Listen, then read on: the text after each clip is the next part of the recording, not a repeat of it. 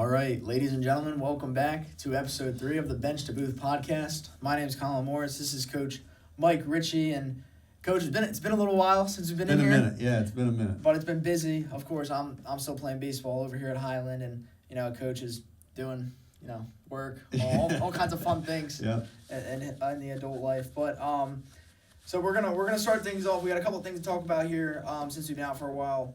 No guests today, so it's just gonna be us. So we're gonna run down a couple of things that have been happening in South Jersey within the last month or two since we've been in here. So we'll start off with the NJSIAA May meeting, which established the shot clock in basketball. So Varsity Aces, which they do a lot of good things in North Jersey, involving high school sports. Made the tweet on May 4th. It was NJSIAA ballot to add a shot clock for basketball. 170 votes yes, 166 no, and the ballot passes. He said that's close. New Jersey start installing shot clocks. Yep. So pretty exciting, or pretty different, I guess. Depends how you feel about it. Yeah. But shot clocks are coming to New Jersey. Yeah, I think it's going to be interesting to see how coaches deal with the shot clock, and there's quite a few teams out there that like to play low scoring games, and they like to stress defense, and holding the basketball and working really to get a really good shot that takes over the 35 seconds, right, and wear down a defense. But it'll be interesting to see how teams change their approach to games. I mean, I was for it. I thought it was a good idea just to evolve with the way the game is and the college game, and these kids leave high school and they have to go to play in college. They're gonna have to deal with the shot clock. I mean, the criticism of people saying the money the districts are gonna have to spend, and teacher salaries aren't that high, and now they're gonna be spending money. I don't think that there's ever gonna be a situation where you're gonna hear a school say, well, we can't hire a teacher because we had to install a shot clock. Right. You know what I mean? I mean, it's going to take a little bit of extra work. It's going to take a little bit of extra money to make it happen. But it's coming. It's going to happen. Change is good. So, for me personally, just thinking about how we're going to approach games and situations, we may, do things a little bit differently, whether it's pressing a little bit more zone defense, whatever it might be. So, it changes your philosophy about how you coach. But it's exciting. It's going to be fun. And that's kind of what the debate was a lot of the smaller schools, I feel like, were not for it. And I don't know if that's a financial thing or if it's like being in the gym might be kind of hard. I know there are certain schools who have shot clocks installed or have little clocks installed already in the gym. So it'll be interesting to see how they go about it. But I know with some of those Group 1 schools, it's going to be tougher. Or I don't know if it's going to be tougher. Yeah, I mean, it might be tougher for them, I think, financially. Right. To be able to have to, install it. Then you got to pay somebody to use it, to operate it during the games. And, it's not an easy thing to do. There's going to be it'll be a lot of growing pains that first year. I was talking to a couple officials, because we run our summer league, and talking to those guys about how they're excited about it, the officials are excited about it. I think their biggest concern is that year one is making sure that someone's at the table that understands how it works, when you're supposed to adjust the time. So, I think it'll be fine. I know that the Board 34, the referees, talking to Jeff Cohen, they're going to have people that'll train the staff. So, right. Again, there'll be some hiccups in that first year, and then after that, it should be fine. So, so that'll be coming to New Jersey this year. Obviously, affects you a little bit I think it's more. Next year. I don't think it's this year. I think really? It's the following year. I think. Okay, we'll have to check that. I think so. I don't think it's this we'll coming year. We'll leave something after we check it. We'll leave something below. Yeah. And we'll see if it's this year or next year. But yeah, it's gonna be a thing. It'll be installed. You might be right. I thought it was in the 27-28 season, not this season coming up, because right. it would take a while to get everybody to install it and train. I think so. We'll have to double check. Yeah, so that'll be interesting too to see how they go about that, and I'm assuming they'll all be required to be above the net, right? I'm assuming that's They're all gonna. Well, it could be on the wall. Okay. Because I know Gloucester has something like behind the wall. I think I Right. remember. So there are some schools that will have it above the net, but then might be on the wall as well. So Right. All right, so we'll pivot into just another topic that I really want to talk about was the transferring, right? And this isn't really a new thing for us. I mean, I know we're only in episode 3 here, but not a super like new idea or ideal in South Jersey or New Jersey as a whole. But one big one was Jalen Parker, the quarterback for Winslow. yeah, The 2027 athlete is transferring from Winslow to Gloucester Catholic after initially coming out and saying he was going to Camden High. So, little interesting switch up there. Obviously, the moving of Bill Belton at a head coach had to do with that big time after him signing with St. Augustine Prep to for this upcoming season. But obviously a big kind of surprise. Like we said, Minnick, who we just had on, Kevin Minnick, we had on the last episode we did this, came out and was like, yeah, well, everyone was like, oh, he's going to Camden. And then Minnick was like, oh, hold up, like, he might not be, like, it's not, right. It hasn't confirmed. Like, I remember seeing something, him posting something like, wait, like, hold the phone here. And then he ended up making that switch to Gloucester Catholic, who was 0-9 last year. Yeah. I have to be careful about what I say about transfers. The one thing I will say about transfers is, I mean, you're supposed to if you're going to transfer, you can't transfer for athletic advantage, right? So, like, Right. But you see it every day, and you see it all the time. You see kids transferring all the time, not moving. They'll just transfer. I mean, I just recently saw a post on Instagram that a kid was transferring from one school to another and made a post about, like, his transfer move. And I'm just, between that and kids in 8th grade reclassifying, the NJSIA has just lost complete control over this. And, you know, I see it all the time with basketball. And there's schools like, I mean, for years I've talked about Camden High and what they've done and how they've done it. And they just there's no consequence for what they do and how they do it. And I said years ago, if I were them, I would do the same thing. If I'm not going to get punished for it, or I'm not going to get disciplined for having kids come in and letting them play right away and not having them sit and using addresses when kids come from Georgia or they come from Florida or wherever they're coming from and they can play right away, if they're going to get away with it, I would do the same exact thing. I got criticized for it 2 years ago when I said it. I'm sure I'll get criticized for it again, but it's the truth. I mean, it is what it is. I mean, but it's just, the NJSA, I feel like, just doesn't have any control over the transfer rules and what should be applied and how it should be implemented. And when you don't have control over it, these kind of things happen. And the kid's a great player, right? I mean, it makes you question, like, why would you go to a school that hasn't won a game? Right. And I'm sure there's reasons behind that, and whatever they are, they are. But what I'm sure we're going to start seeing is you're going to start seeing kids transfer to Gloucester Catholic without, well, I guess they don't really have to move because it's a parochial school. Right. But are they going to sit? Are they going to, or if they're seniors, like, is there going to be a penalty for that? So, you know, it's interesting. I mean, the kid's a top quarterback in the state, and he's a Division I prospect. Yep.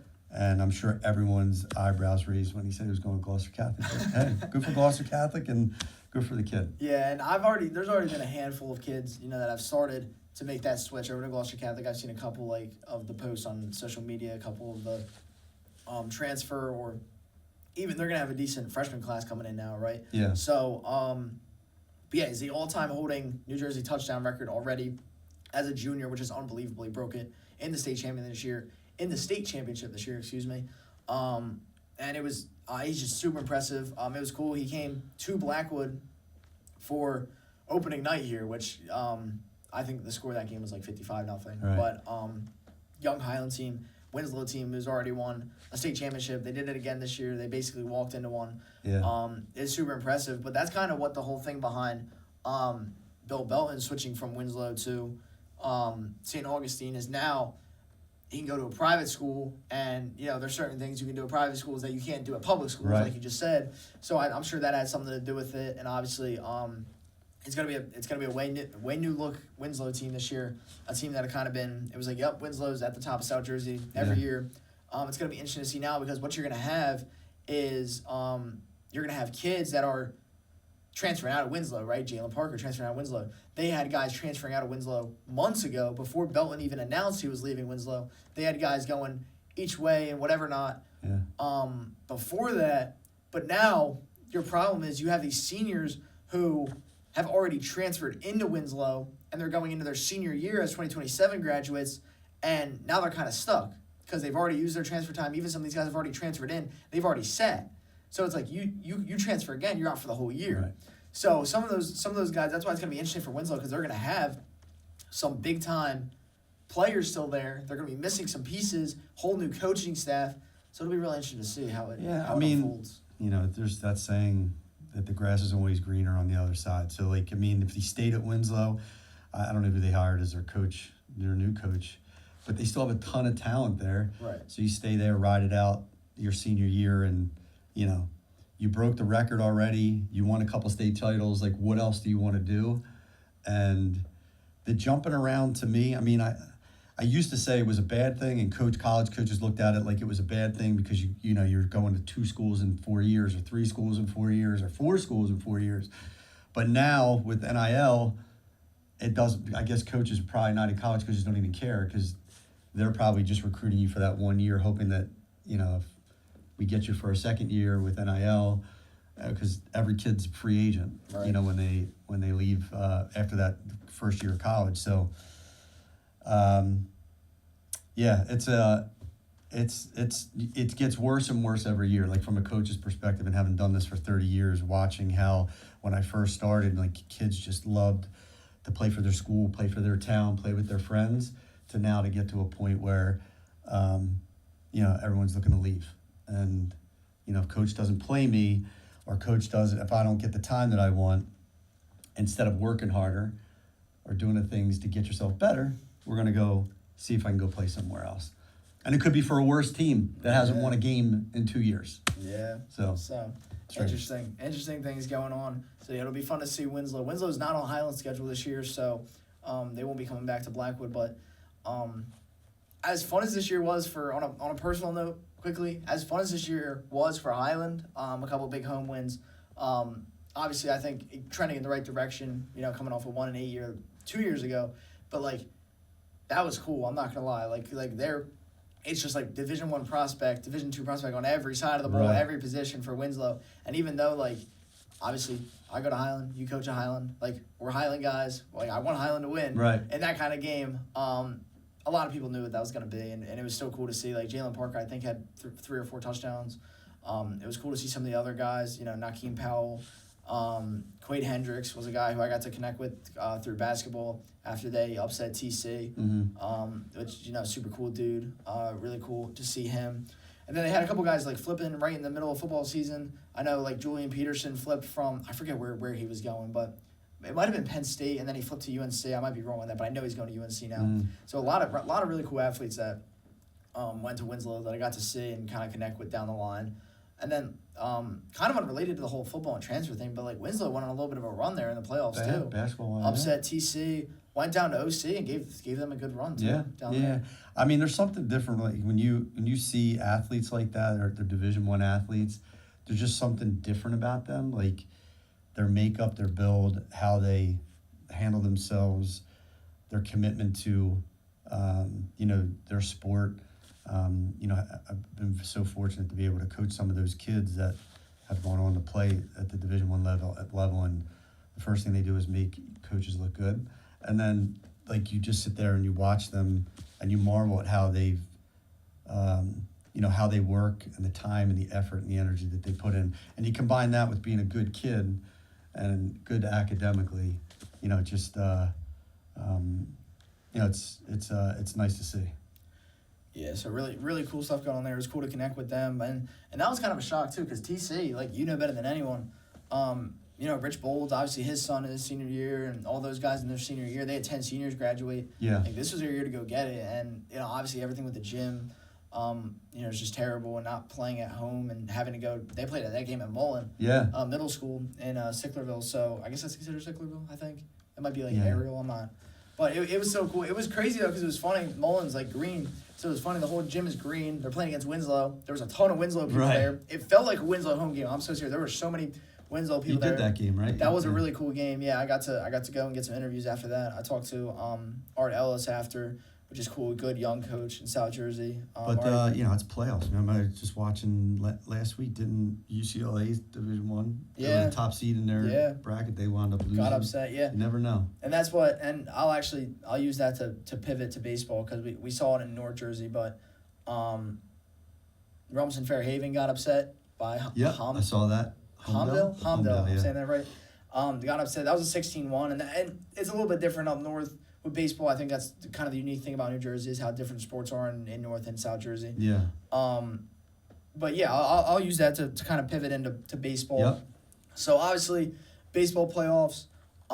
We were in them with Highland. I was in them. That's kind of why we had this like hiatus, if you will, with the podcast. But let's talk real quick. Let's start with Group 1. We'll go by each public group, and then we can touch on the private, the non-public group. So in Group 1, obviously Shalleck is the favorite. They're the number one. They'll host Maple Shade. At the time of recording this, it's Tuesday. So they'll host Maple Shade tomorrow, which is Wednesday, June 3rd. And then on the other side, the only 4 remaining teams, Shalleck, Maple Shade, Pennsville, will head to Woodstown as well tomorrow at 3 p.m. So obviously Shalleck, the defending champion, they knocked off Audubon last year in upset fashion. Audubon was the 1, and Shalleck was the 2. Shalleck did graduate a decent amount, but they, 28 runs in the first 2 games, knocked off Cape May, knocked off Audubon again, and now they'll face Maple Shade. So it's going to be fun to see if them and Woodstown can kind of, they're kind of in the 2 in Group 1 all year that have kind of been looking at winning a Group 1 section. Yeah, I saw Woodstown play earlier in the season, and they got a nice team. I think Coach DeCastro is the coach there. He does a really good job with them. So, it seems like even though Shalleck's the favorite, but out of those 4, it could be any of them, right? I mean, just based on the teams and the talent in Group 1. Yeah, and even Pennsville, they're the number 6, right? And they're going to go to the number 2, Woodstown. But last Thursday they hosted Pittman, Pittman had their struggles this year. Like, they were a young team. They only graduated 1 kid in Drew Keefe, and the one thing about that is Pennsville won 6-5. So it's like it was a tight game with a Pittman team that struggled tremendously this year. Then they went on the road and beat Haddon Township by 6, which was a big upset. Right. That was on Friday. So, and that was a tough thing with the rain last week, playing back-to-back days. A lot of teams had their first round on Thursday and then had to bounce right back on Friday. But in Group 2, which I know you're a little bit more familiar with just because of the Haddons, but the 4 remaining teams in there, Haddonfield will host Seneca tomorrow at 4 p.m. And then Haddon Heights will host Cedar Creek tomorrow at 4 p.m. as well, that's gonna be a tight one. Yeah, I mean, I've seen a lot of Haddon Heights games this year. Saw them play Haddonfield. Saw Haddonfield play a couple times this year. I mean, Haddonfield's, they're good at all the sports, but baseball, they're coached really well. They split with Heights at the beginning of the season, earlier in the season. But that Cedar Creek Haddon Heights game is going to be a really good game. I think,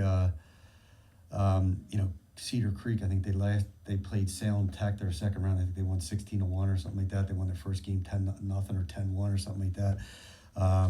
But Heights is young. They have a lot of good young players. Cole Simon, Ben Alexander, and they got Kevin Clark leading them, catching. And their pitching, I think, is probably their one thing that is their kind of nemesis this year, because Jack Nichols was supposed to be a starting pitcher for them. He's a Tennessee recruit. He's not pitching this year. Correct. They had him, be a different story, I think. But they battle, they play hard. Coach Newell does a great job with Haddon Heights. I think everyone kind of predicts that those 2 will meet in the finals, but they got to get past a tough Cedar Creek team.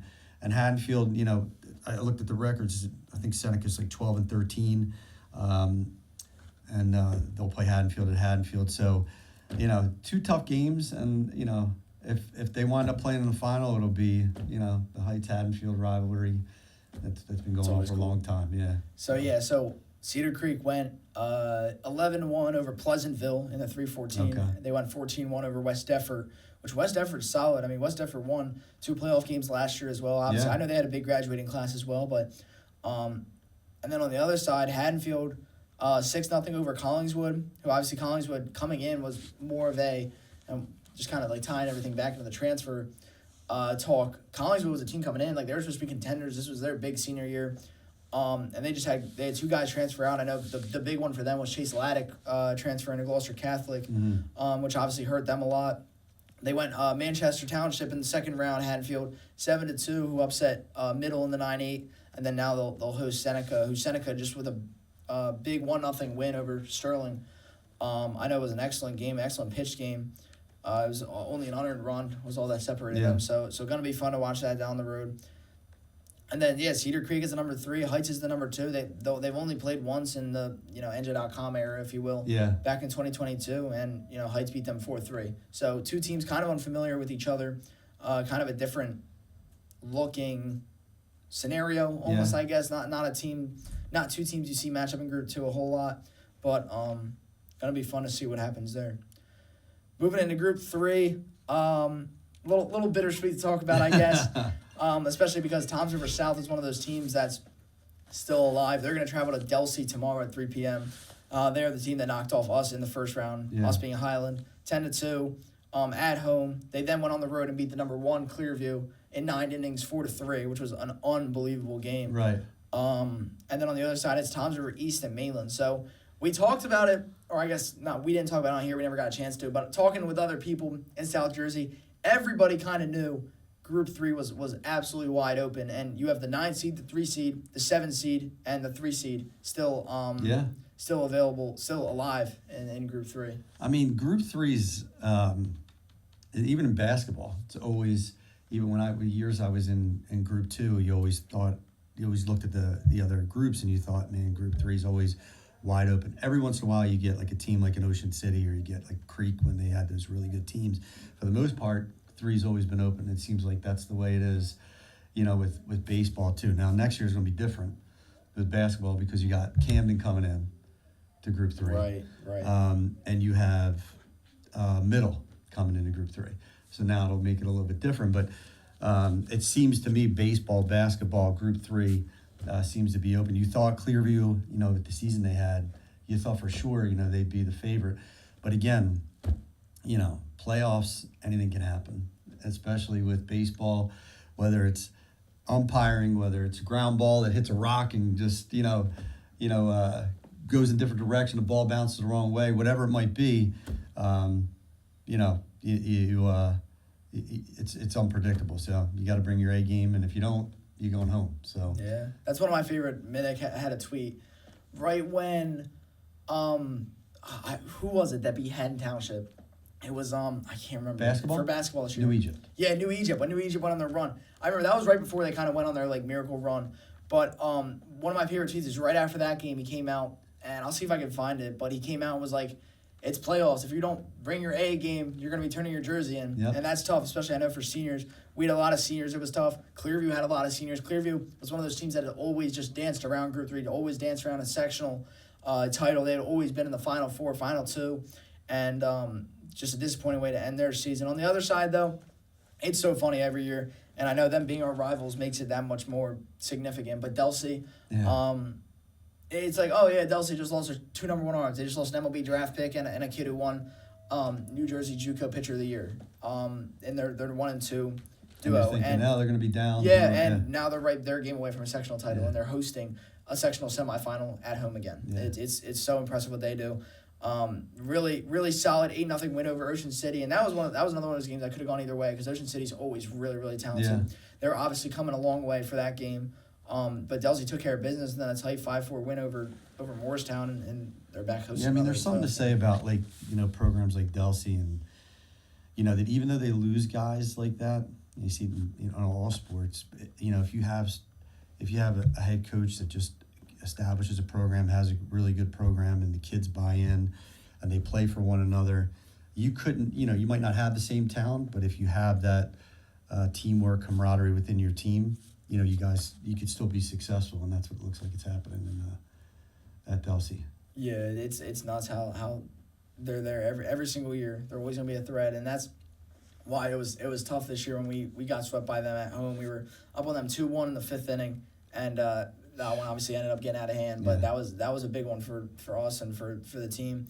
But on the other side, Toms River East, once again, Shawnee coming into their place and beating them by 1 in a really tight game.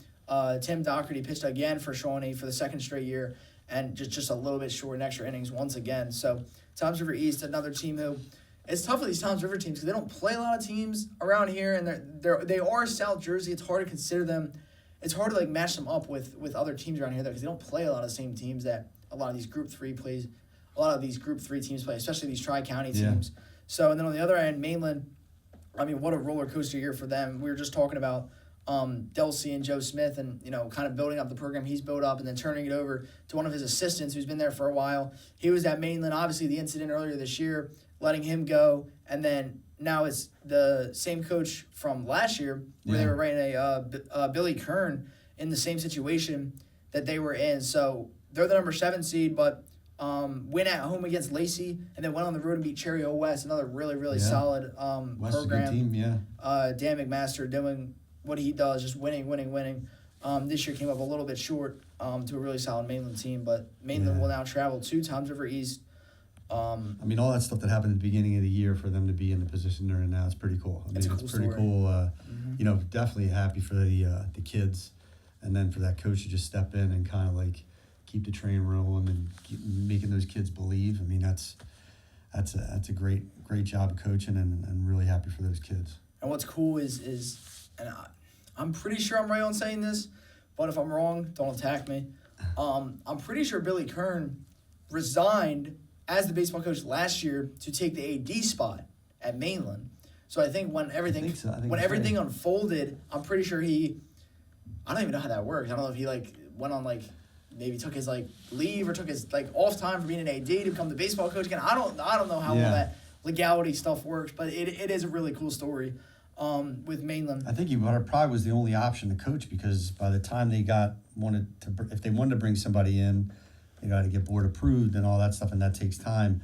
So he probably just said, I'm sure he talked to administration and said, I got to step in here 2-3 months. And he probably had people helping him out. Of course. Taking care of it. So, I mean, kudos to him and those kids down in Mainland for dealing with all that stuff and then getting to where they are now. Really cool situation like we talked about. Now, switching over to Group 4, this is a little bit more, I wouldn't say it's not like a wild card. There's no possibility for upsets here, but I think it's cool to see what's going on here. So Kingsway is obviously the number 1, 6-1 over Central, 6-1 over Lenape. 2 solid wins. They're in a sectional semifinal again. Rancocas Valley is the number 4, coming from the bottom part of that side of the bracket. 1-0 win over Southern, kind of more of a survive and move on kind of game. It was all right, we just need to get past this and we're good. And that was kind of the case. Washington Township upset Egg Harbor in the first round. They came to RV, 10-0 RV win. So now they'll travel to Kingsway tomorrow as well at 4 p.m. And then on the other side, things started to get a little bit wild card, if you will, here. Cherokee, right when you thought, they kind of walked into a state championship last year, that team was so good last year. They graduated a lot. It was almost a whole new team. They were only bringing back a couple guys. Lost a couple guys because of injury. Big one, Alex O'Dude, someone who was out for the year. But it was all right, Cherokee, you're the 14 seed in Group 3. You're not really expecting much out of them in the playoffs. And right away, they're back in a sectional semi, or they were close to getting back there. 8-7 upset win over GCIT, a team that really had to go get one as well and ended up ending their season a little bit early. Then they had to go get Cherry Hill East, who upset Vineland at Rutgers Camden back on Wednesday. So it was an 11-14 quarterfinal matchup where East took that 6-5, and now they'll have to travel to Eastern to take on the Vikings, who ended up with a 2-1 win over Toms River North and a 3-1 win over Pennsauken. So Eastern was honestly, a lot of people had Eastern being the favorite in this one, but Eastern and Kingsway still alive as the 1-2, and Eastern kind of a little bit of a rocky first couple games in the playoffs. Yeah, I mean, baseball,